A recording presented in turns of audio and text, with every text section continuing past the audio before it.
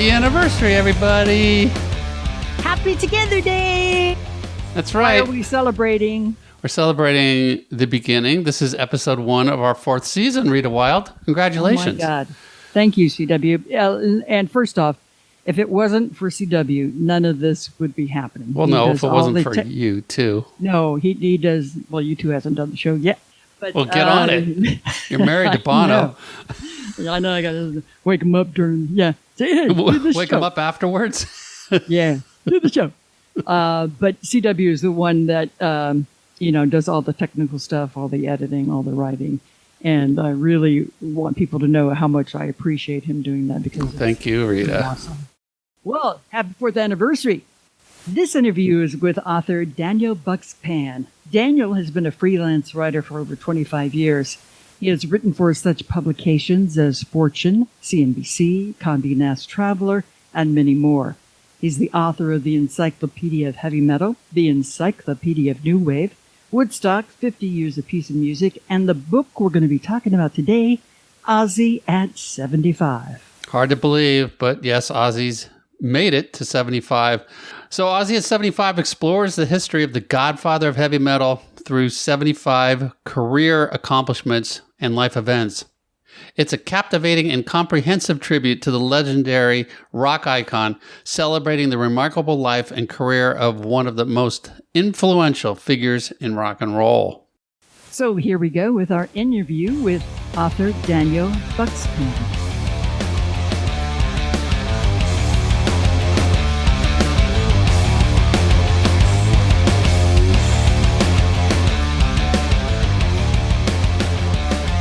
Congratulations on the release of this new book, Ozzy at 75. This is a beautiful book. I mean, for the ultimate Ozzy fan, this is a necessity. It's just presented so beautifully, and everything about Ozzy's rock and roll life is in there. I love it. And to me, I thought, dude, this is a great, perfect, Christmas gift. I mean, let's it's September and you got to start thinking about what do you get that ultimate Ozzy fan? And there are so many of them, and this is beautiful for that. So congratulations. Very nice work on that. Thank you. I will say I had nothing whatsoever to do with the design or any of it. All credit for that must go to the good people at Motor Books Quarto. I did the lovely writing on the inside, but the layout and everything, all credit must go to them. And I have never been so happy to be associated with a finished product like that in my life. Yeah, well, you can take some of the credit too. So, it's got your name on it. So enjoy all the attributes. But, it's always good to, acknowledge the people behind us and doing that. Yep. Daniel, how much of the setup did you know about, or was your job just to write everything you could and they figure out how they're going to present it in the book? No, I mean, Dennis, my editor at Motor Books, was basically like, we're doing a series of these types of books about various artists as they turn 75. And for all of them, there will be 75 little sections, and that's basically the theme of it. Like, when I was asked to do this one, another thing that they asked me about if I'd be interested in doing was Alice Cooper at 75. Oh, cool. Yeah, but when it was like Alice Cooper or Ozzy, I had buzzed in like Family Feud, and said Ozzy just because that's, and I, don't get me wrong, I love Alice Cooper, lifelong fan, but Ozzy Osbourne is a little closer to my, it's a bucket list thing for me. I had to take it. What was it about Ozzy that made him so important to you? Well, I mean, just the music of Black Sabbath, for one thing, is kind of like, it would be difficult for me to really capture just how important they've been to me and what they've meant to me over the course of my life. They're probably in, like my top 3 artists of all time. They were an influence on me as a musician. I mean, it was like discovering electricity for me, or the printing press or something like that, where it was just this moment of like, this was me before, then this happened, and then there's the rest of my life. And you get a couple of bands like that, or artists or whatever, that are just that's it. You carry them with you forever, and it's not a fad. It's not a temporary thing in your life.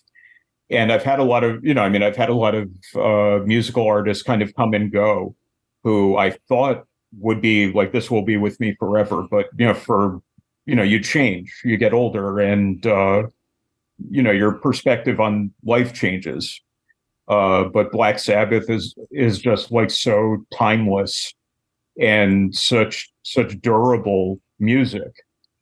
It just, it never goes out of style. There's never anything, with those Ozzy albums that I listen to and go like, oh, well, that sounds dated.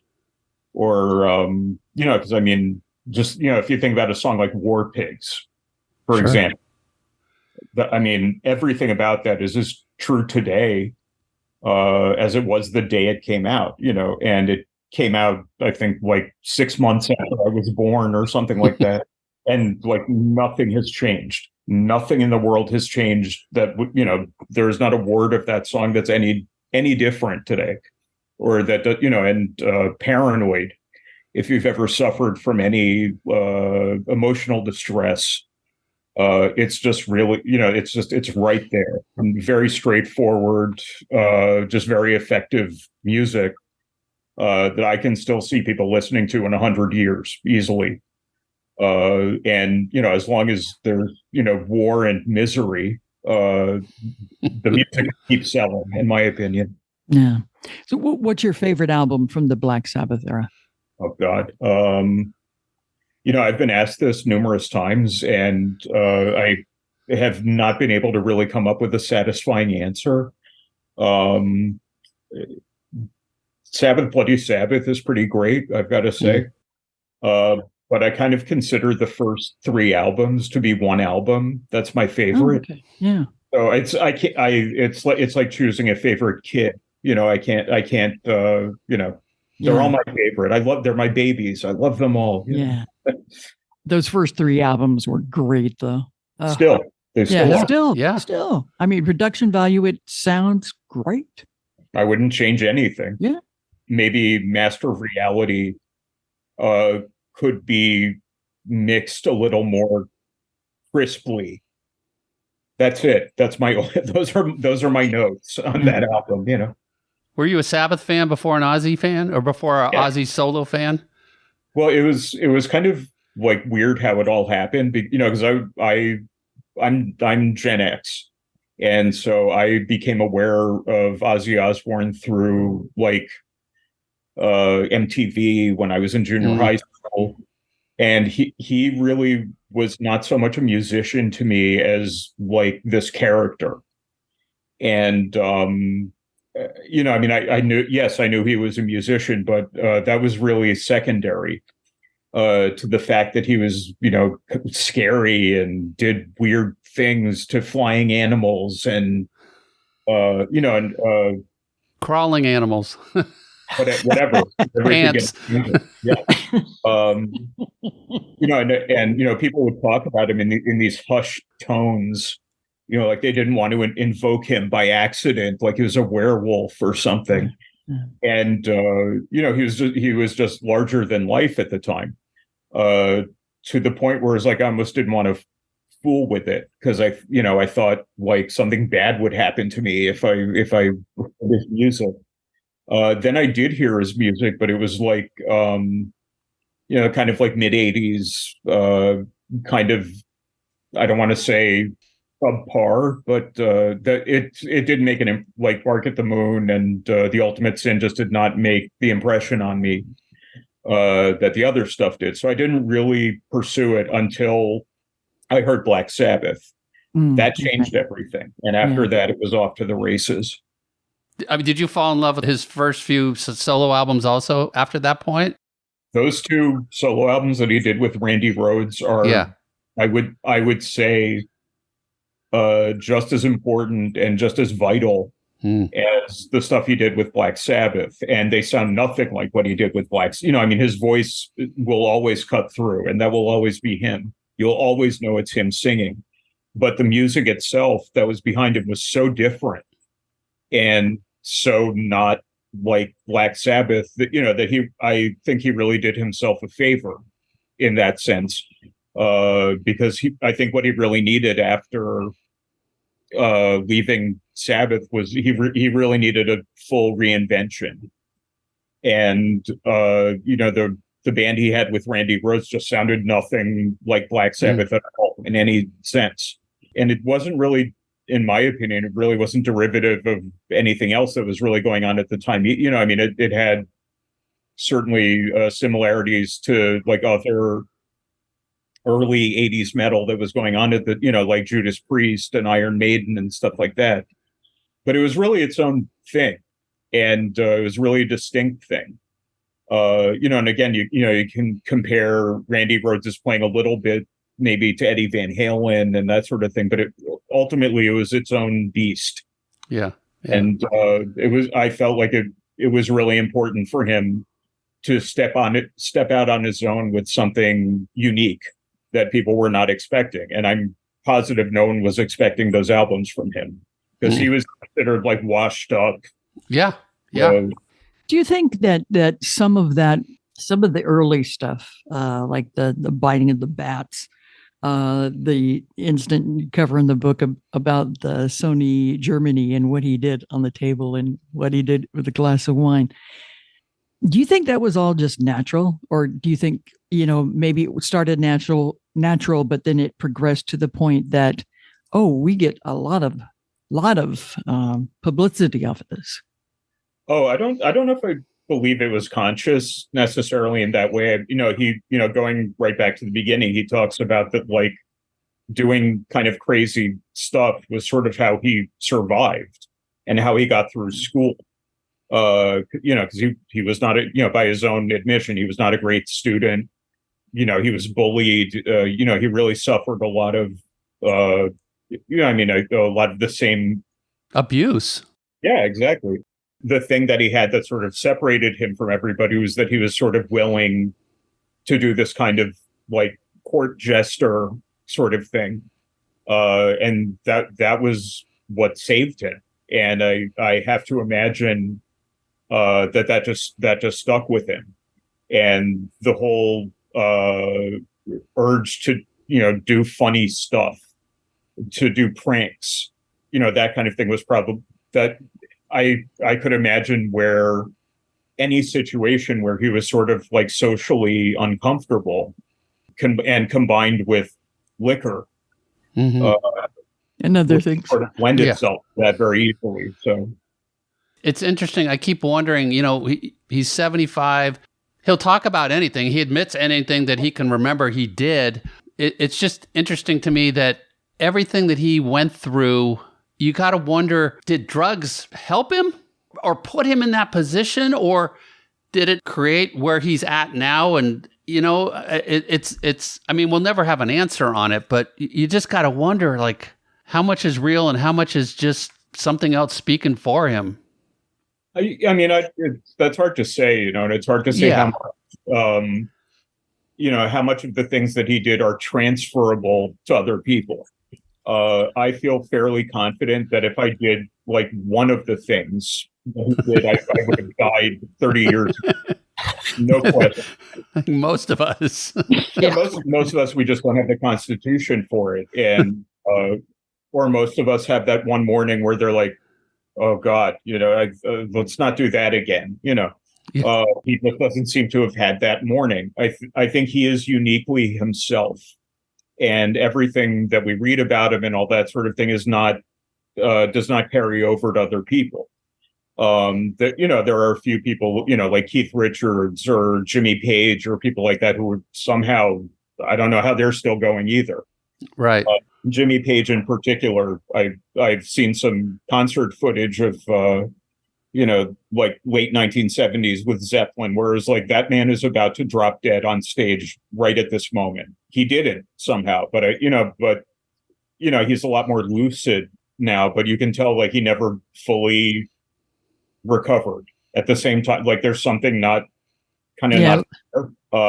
And Ozzy, for as much as he's considered this like doddering buffoon and that sort of thing, is very present. He's very much there. Yeah. He may be slowed down by certain things or whatever, but he's in the moment, and you don't get I don't know. I mean, I don't get the feeling that he needs a lot of handlers or minders like to tell him where he is or anything like that. I think he's more lucid than we give him credit for. But at the same time, like most of the things that he did, like in a given night, would kill a baby elephant. I don't know how he. The whole time I was writing the book, I would keep looking at Google and just being like, please don't die, please don't die, please don't die. I wanted him to still be alive when the book came out, but I realize now, like, it'll probably be alive for the next 20 years. Past us. like Keith Richards, yeah. I think there's some place in the book that talks about Neanderthal blood and body type, and but any of us with European ancestry have Neanderthal DNA. Which is what they determined about him when they did the genome project on him. That if there was anything that's kept him going this whole time, it's that. I don't see how that's the only thing. I don't see how that's possible. I have European DNA, and any of this stuff would have killed me years ago. One thing that I think that Ozzy doesn't get enough credit for is his work ethic. Right. You talk about the book about Birmingham, England, and everybody that comes from Birmingham kind of has this, like, let's do work, let's get it done, let's do it until it's great. I think that CW and I were standing in line, actually, just old school stuff, wanted to stand in line at one of our favorite record stores in Long Beach, Fingerprints, and Ozzy was doing a signing there. And this was last year for the Patient Number 9. And CW got there first, and he had already been waiting in line, like an hour or so. Then I just joined him, and it was about 3.5, 4 hours before we got in. But Ozzy was still signing, and the people at the record store said, you know what, he signed like for 2 hours later, just so that everybody that was in line could get something, and that says something a lot about a person. I mean, that's tough work to sit there for 6 hours and sign. Yeah, not everyone will do that. I'm sure you've heard all the same stories I have of, certain rock stars of Ozzy's vintage who are just complete assholes to the fans. They won't sign anything. They'll just get in the limo and ride off, that sort of thing. And for someone like Ozzy, and, there are a few other people who come to mind too, but, for him, I definitely think a lot of it goes back to having this like very like working class blue collar work ethic, where it's like you show up for work every day. It doesn't matter how you feel. You show up, you're on time, you clock in on time, and you work the full day, every day. You can just see that matters to him. It's a point of pride to him. It means something, and he doesn't want to let people down. He doesn't want to let his family down. He doesn't want to let the fans down. I think if there were any way he could still tour, he would do it. And I think the fact that he has to like sit at home now and not be on a tour bus is probably very upsetting to him, because he feels like, I should be out there. There should be, as long as there's breath in my lungs, I should be out there doing this. And probably having to really retire now, or at least really scale back his activities. I'm sure he doesn't know what to do with himself. He already retired a couple of times, and it went so well, he went back to work. My grandfather was the same way. He turned 65, he retired, and a week later, he just went back to his old job because he couldn't take it. And he worked until the day he died. And there are just people like that. And Ozzy seems to be such a person. Did you come across anything, Daniel, that in your research for the book that you're like, I really wanted to put that in there, but I couldn't, because I couldn't either confirm it or for what other reasons it might not have fit into the context?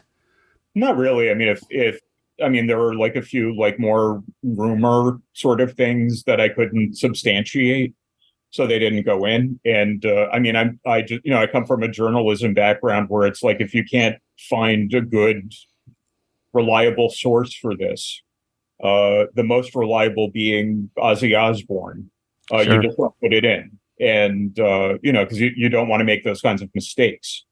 You don't want a book out there with your name on it with like, Ozzy Osbourne grew up in France. You don't want to be that guy. And I have been in situations in the past where like I did get stuff wrong, and they never let you live it down. So I've really, at this point in my life, it's really been a point of pride for me to be like, I can back up every single thing that's in that book. I can read through the whole thing and not cringe that I put some iffy thing in there. But as far as like a specific anecdote or something like that, I didn't really hear anything. I really felt like, one editor of mine always said this to me: when in doubt, leave it out. And that has always sat well with me. It's like, no problem. Have you ever spoken or met Ozzy? No. Do you want to? It's not that I don't want to so much as like I'm a fan and I want to preserve that. Yeah. And I want to, I have been lucky in that like some of the celebrities that I've met that I've liked have turned out to be okay and not a problem. So I was able to preserve, my expectation. I was able to still be a fan when it was over. There are some people who I would feel sorry for anyone who's like a Gene Simmons fan meeting him for the first time. Yeah, but he can also be extremely nice because he knows without the fans, he's nothing. Oh, he's very good towards the fans. He always makes a point of saying something about him, but I will never forget at the Comedy Central roast of Gene Simmons, when Jeff Ross got up there and said, "Gene, you are my favorite member of my favorite band growing up. I had pictures of you all over my walls. I worshipped you.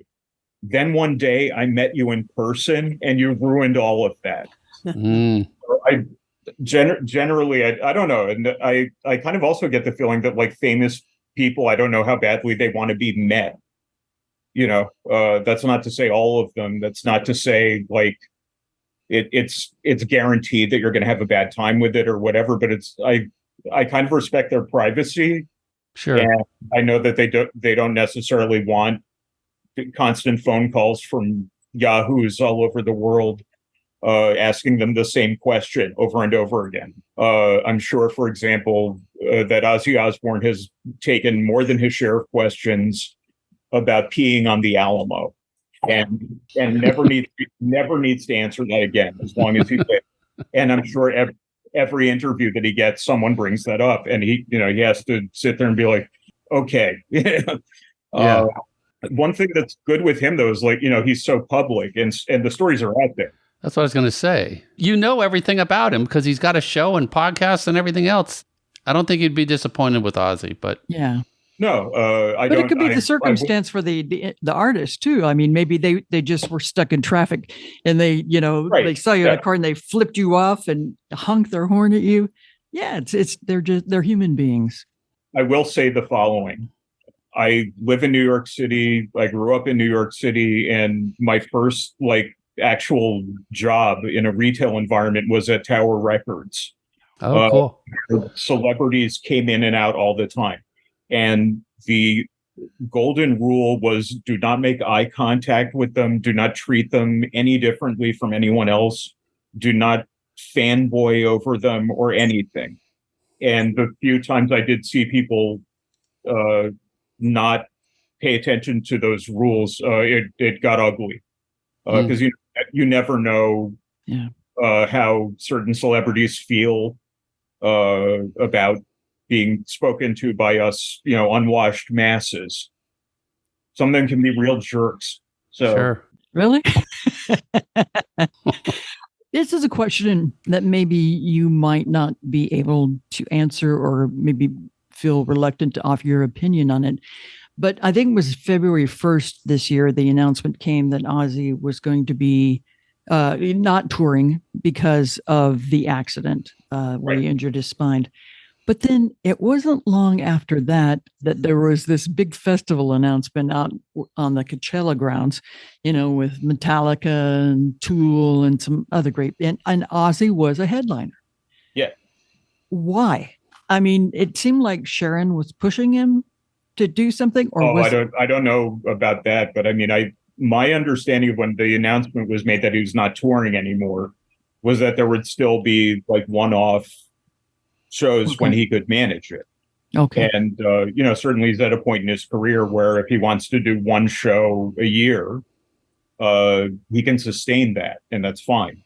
And people will travel, I think, to come see him, especially if they know that's the only show that year. I also can't see him just being like, well, that's it, I'll never perform in front of people again.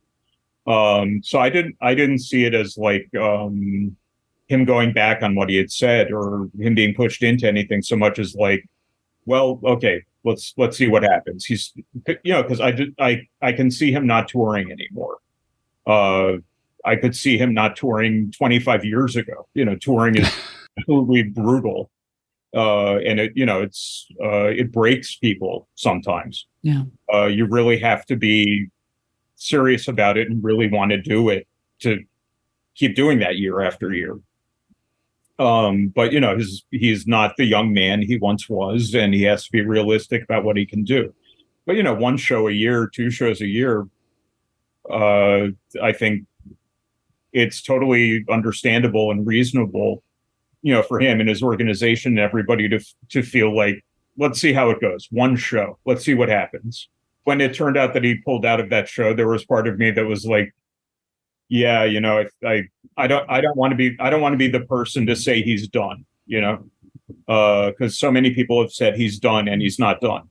But I mean, he's 75 years old, and he's taken a lot of damage, and you can only do what you can do after so long, plus he has Parkinson's, and that's got Parkinson's.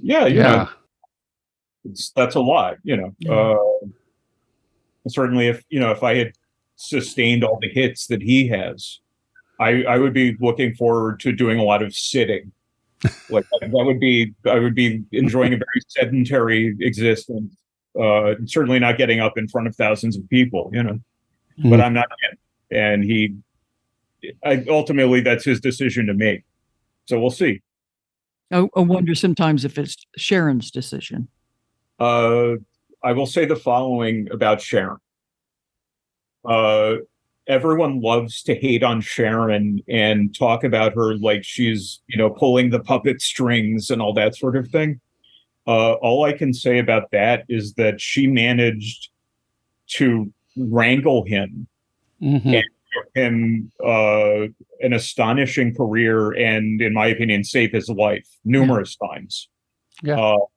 I don't know what she does, from day to day in terms of management. But, if you're in the music business in any capacity and you want to be successful, you have to be a bit of a bastard.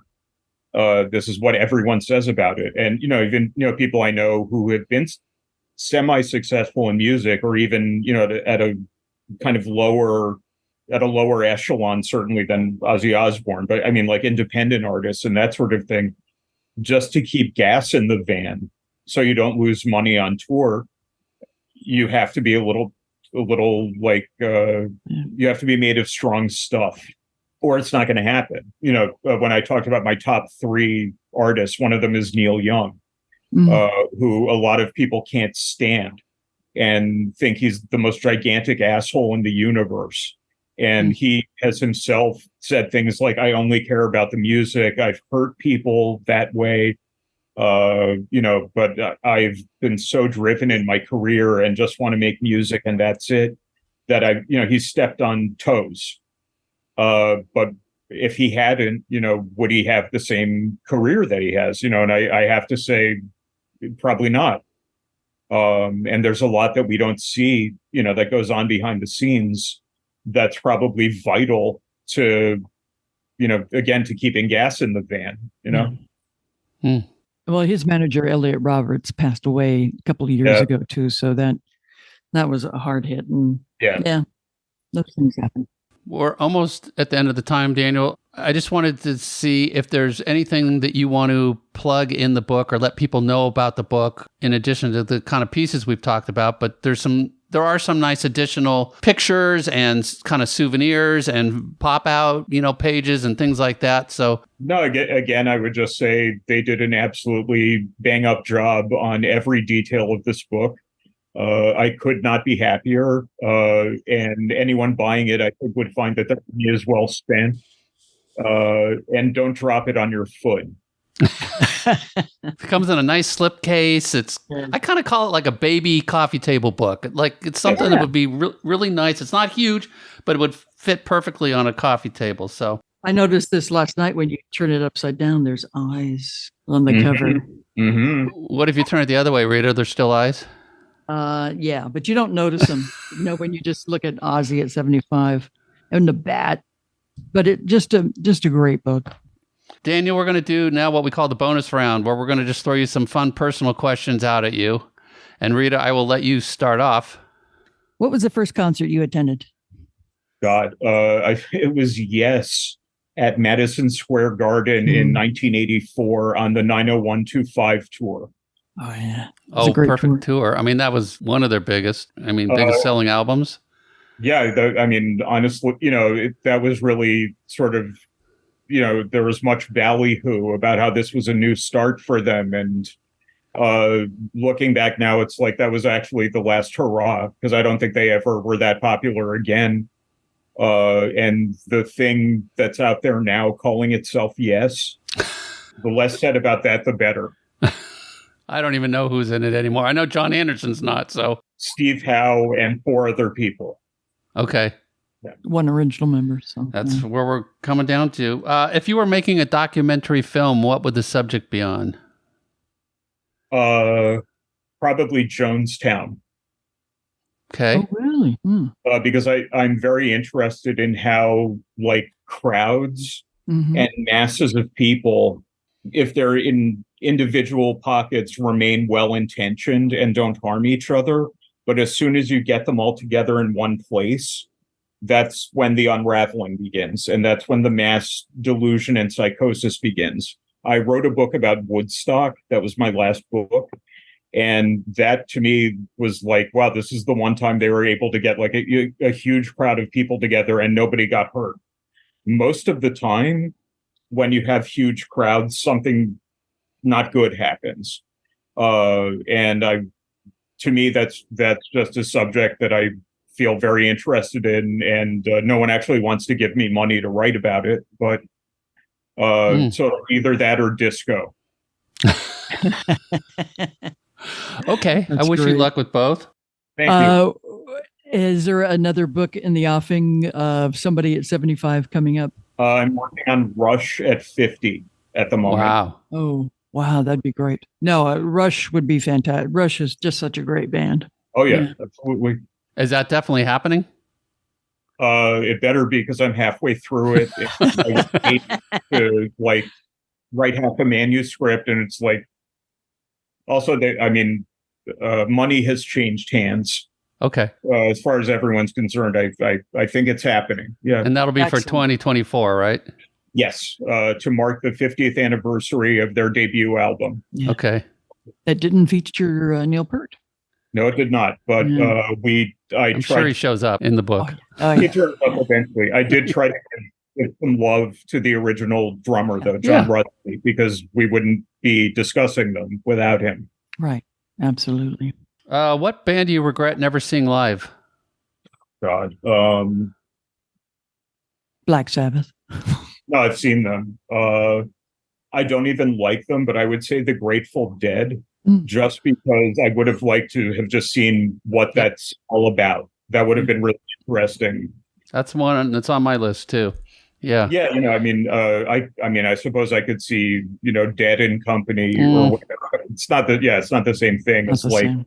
I would have liked to have been in one of those parking lots somewhere with, people, trading a lanyard for a sheet of acid, and that's how they get to the next city. Yeah. It's less, I realize it's less about the music than it is about like the culture, tribal culture. Absolutely.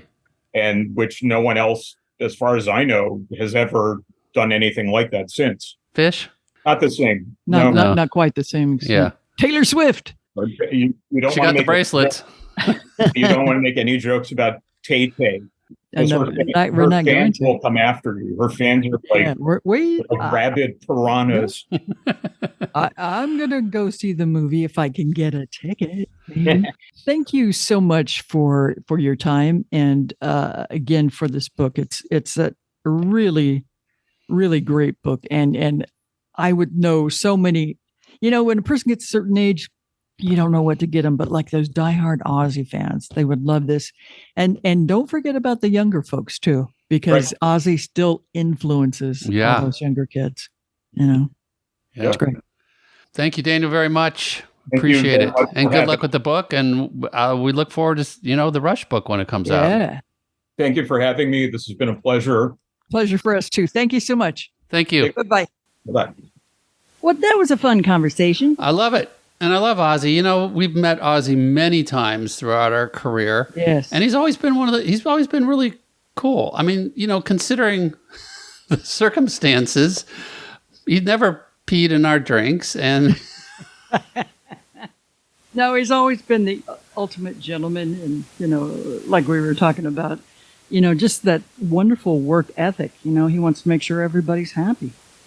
This book is really exceptional. It comes with great packaging. It has slipcase hardcover format, stunning concert and candid offstage photography. There's like 200 plus images, like with memorabilia, gig posters, picture sleeves, ticket stubs, so much more. Gatefold, Ozzy timeline, and a couple surprises that are in there that we don't want to blow for you. But if you get the book, you'll be able to see what other interesting additives there are. Makes a great holiday gift. Would you like one? You want me to get you one for Christmas? Oh boy. I should say yes and say yes. Give me another, then I can re-gift. Jeez. No, I'm kidding. Sure. It'll be re-gifted back to me. Along with the program. Thanks to our special guest, Daniel Bukszpan, and also thank you to Steve Roth for coordinating the interview. The new book, Ozzy at 75, is out now and can be purchased everywhere fine books are sold. You can follow Daniel on Facebook at Daniel. I'm going to spell his last name because it's a tricky one. Bukszpan.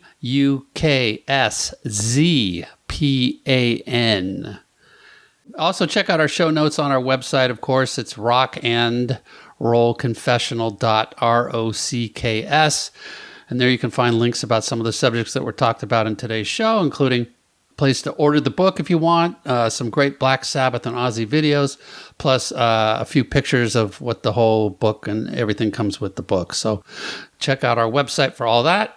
Please support the podcast by subscribing wherever you can, writing a review, follow, and comment on Instagram and Facebook. And the reason why is because the people that we try to get as interviews, they look at all the statistics and numbers. It's like, if you got a new single out, how many did it sell? How many did it stream? How many did it download? Yep. So, and share our posts with your friends if you dare. That's awesome. We appreciate it, everybody. Thanks for hanging with us for all these years. And we got more shows coming up. And what else? And leave us with a good, positive. What did the bats taste like, Oz? What a great, it's too bad you're not interviewing Ozzy because that would have been a wonderful question. No, he said that on the Mark and Brian show one time. Oh, he did? Like a great sound clip. Yeah. And it's like, people want to know, what did the bats taste like, Oz? It was just funny. How about raw meat? Yeah. Yuck. Okay. Get some dental floss, kids. Thanks for listening.